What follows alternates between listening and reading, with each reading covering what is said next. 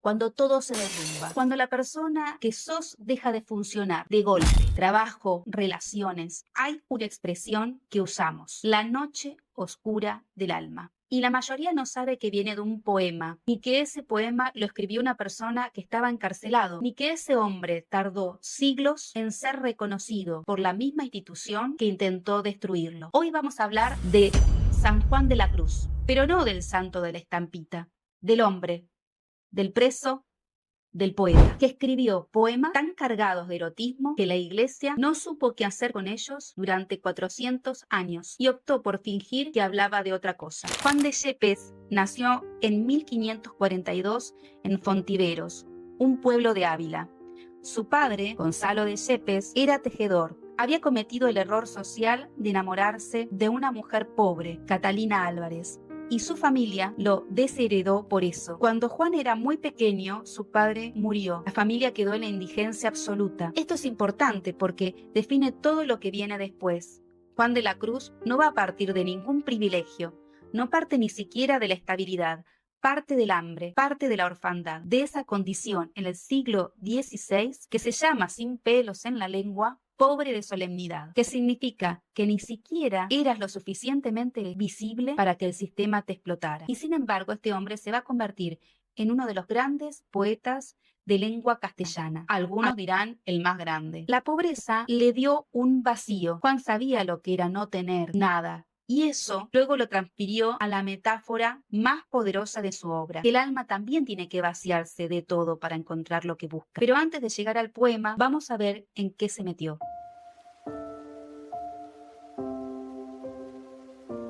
Juan de la Cruz entra al Carmelo, estudia en Salamanca, es brillante y en 1567 conoce a Teresa de Ávila. Teresa tiene 52 años, Juan tiene 25 y Teresa tiene un problema.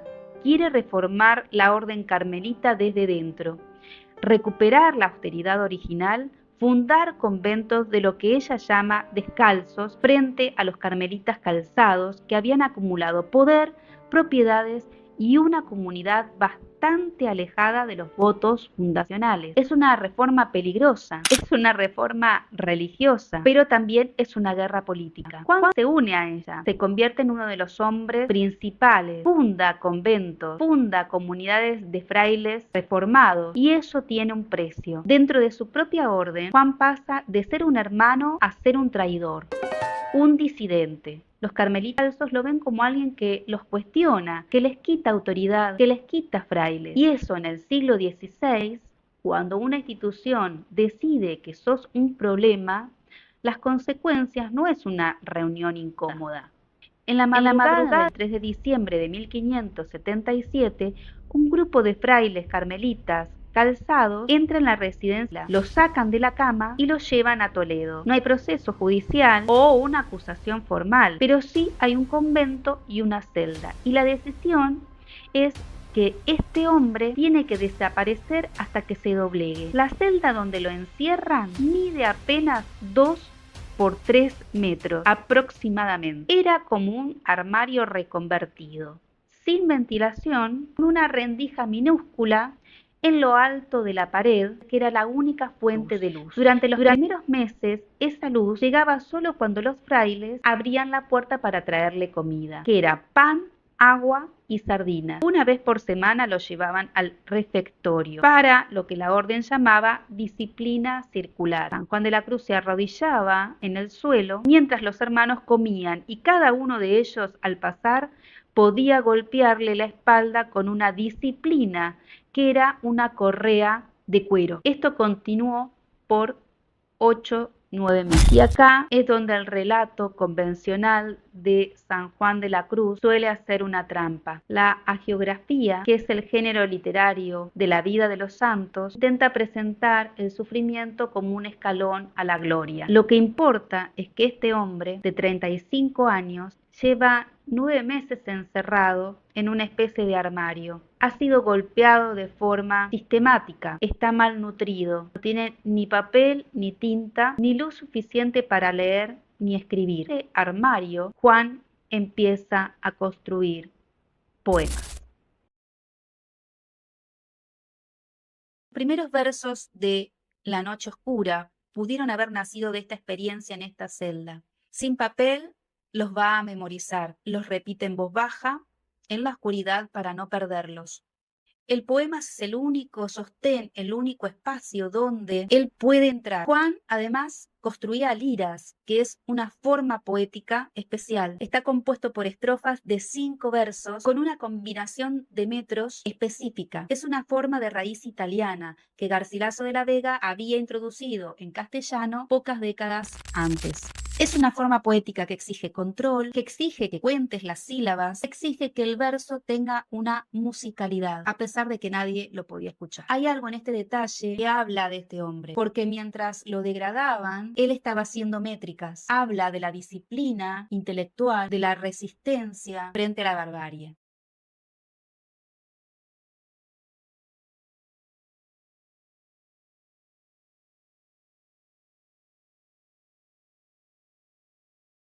En la primavera de 1578, después de 9 meses de encierro, Juan consigue soltar los goznes de la puerta de su celda, espera que el convento esté dormido, ata las sábanas y la manta de su celda, las ata a una reja y se descuelga desde una altura considerable hasta un muro, y desde el muro salta a una calle oscura de Toledo. Está desorientado y no sabe dónde está. Camina hasta que encuentra un convento de monjas carmelitas descalzas, las reformadas, las de Teresa. Ellas lo van a recibir y lo van a esconder. Y en ese convento Juan dicta los versos que había memorizado en la celda. Hay fuentes que mencionan a que fueron las monjas las que transcribieron por primera vez estos poemas. No existe un manuscrito de la mano de Juan. La noche oscura existe porque estas mujeres lo escucharon y copiaron lo que decía. Aquí va el texto. Es un poema que habla de una experiencia que cualquier persona que haya atravesado una crisis profunda reconoce de inmediato, aunque no sepa nada de mística del siglo XVI.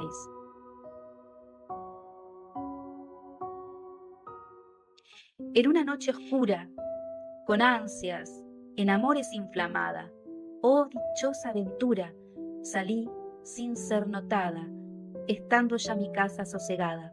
La noche es la ausencia de todas las referencias que usamos para saber quiénes somos. El trabajo, el nombre, el lugar que ocupamos en la sociedad, todo lo demás. La noche es el momento y el espacio en el que todo deja de funcionar. Y lo extraordinario que dice Juan, en esa noche hay ansias. Es esa angustia que no se sabe cómo llamarse a sí misma. Hay algo que se llama, además, dichosa aventura, una aventura afortunada, no a pesar de la oscuridad, sino dentro de la oscuridad, estando ya mi casa sosegada. La casa sosegada es lo que yo llamo el yo que ha dejado de hacer ruido, en términos de lo que hoy llamamos, además, cuando el ego se calla porque queda exhausto, porque ha perdido, a oscuras y segura, por la secreta escala, disfrazada, oh dichosa aventura, a oscuras y encelada, estando ya mi casa sosegada. Por la secreta escala, disfrazada, Juan se está fugando, literalmente. Está bajando por las sábanas, anudadas de una ventana, en la oscuridad. El poema describe su fuga física con el mismo lenguaje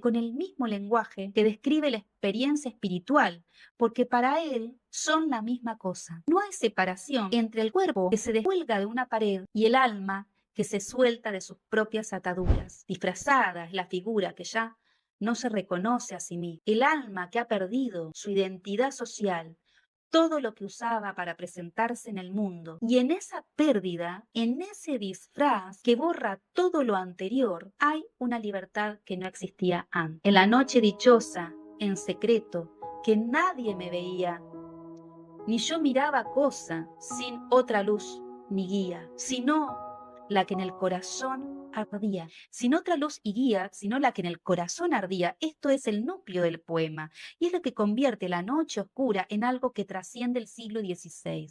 Cuando todo lo externo falla como fuente de orientación, cuando las instituciones, las relaciones, las certezas que habíamos consolidado, que habíamos tenido, no te dicen ya quién sos, ni hacia dónde vas, ni qué cosa, ni queda alguna cosa.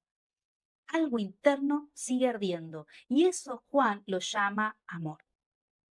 Lo que importa es que ese fuego existe precisamente cuando la oscuridad es total, porque la oscuridad es la única cosa que se ve. A cuesta me guiaba, más cierto que la luz del mediodía, a donde me esperaba quien yo bien me sabía, en parte donde nadie parecía.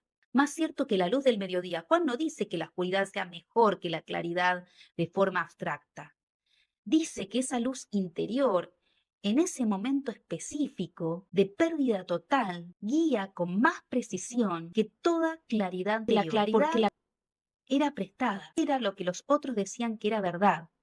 Oh noche que guiaste, oh noche amable más que la alborada, oh noche que juntaste amado con amada, amada en el amado transformada.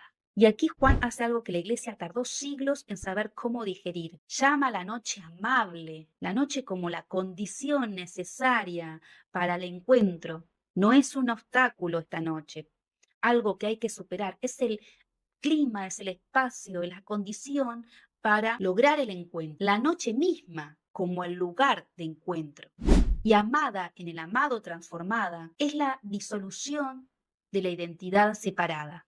Esto es lo que la mística llama la unión o la vía unitiva. Pero el lenguaje que Juan usa para describirlo es un lenguaje erótico. En mi pecho florido, que entero para él solo se guardaba, allí quedó dormido y yo le regalaba. Y el ventalle de cedros aire daba. El ventalle de cedros aire daba. Juan está describiendo una escena sensorial completa. El tacto, el aroma, el aire sobre la piel. El poema habla del cuerpo porque el cuerpo es donde ocurre la experiencia. Cualquier experiencia, incluida la espiritual. El poema circuló de mano en mano, como algo clandestino, porque la iglesia no sabía qué hacer con él.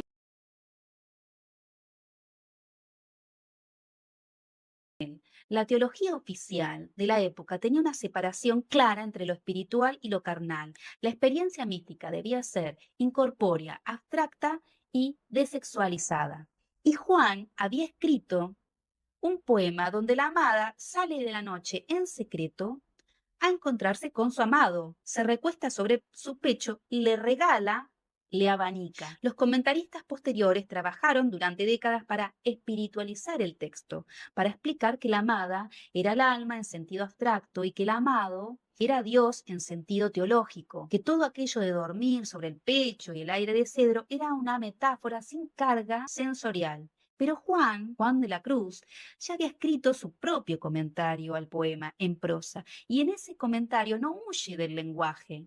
Cuando escribe sobre la purgación de los sentidos, habla de lo que hoy llamaríamos desmantelamiento del yo. Cuando escribe sobre la noche del espíritu, habla de una oscuridad que no se parece en nada a la paz, se parece al vacío, a la sensación de que todo lo que creías que era ha dejado de ser cierto. Un Dios que se encuentra en el vacío, en la pérdida, en la oscuridad total y no en la práctica correcta, en la doctrina, en la institución, era algo peligroso, era un problema doctrinal serio. Juan fue marginado en los últimos años de su vida. La reforma que él había ayudado a construir lo expulsó. Murió en 1591 en Úbeda de una infección en la pierna, casi solo, fuera de los círculos de poder de su propia orden. No fue canonizado hasta 1726, más de 100 años después de su muerte. La expresión entró en el lenguaje de la psicología y de la espiritualidad de manera gradual, y lo hizo porque describía algo para lo que no había palabras exactas. No es depresión, aunque lo parece. La depresión clínica es una enfermedad y debe ser tratada. La noche oscura del alma era una categoría de experiencia, puede coexistir con la depresión, pero que tiene una dimensión específica. Es la crisis de identidad profunda que ocurre cuando el sistema de significados de nuestra vida deja de funcionar. En todos los casos, lo que ocurre no es simplemente una crisis, es una narrativa que tenías de vos mismo que se rompe. Juan de la Cruz describe este estado con una precisión que no tiene competencia. Y describe algo más. En ese estado, cuando ya no queda nada de lo que eras, hay algo que sigue. Algo que no depende ni de tus logros, ni de nada de lo que se te vea. Algo que arde en la oscuridad, porque ya no hay nada que lo pueda tapar.